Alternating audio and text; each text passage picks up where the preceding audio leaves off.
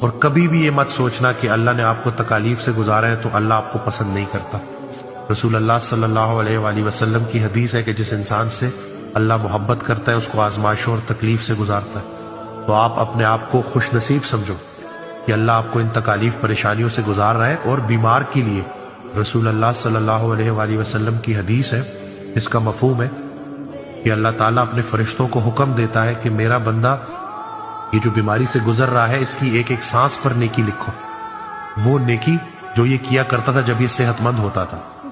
تو ہماری بیماری ہماری کتنے گناہوں کو دھونے کے لیے آئی ہے، کتنے گناہوں کو نیکیوں میں کنورٹ کرنے کے لیے آئی ہے، ہمیں کیا پتا۔ جو مخلوق زمین پر ہے سب کو فنا ہونا ہے، اور تمہارے پروردگار ہی کی ذات جو صاحب جلال و کرم ہے باقی رہے گی۔ تو تم اپنے پروردگار کی کون کون سی نعمت کو جھٹلاؤ گے؟ آسمان اور زمین میں جتنے لوگ ہیں سب اسی سے مانگتے ہیں، وہ ہر روز کسی نہ کسی کام میں ہوتا ہے، تو تم اپنے پروردگار کی کون کون سی نعمت کو جھٹلاؤ گے؟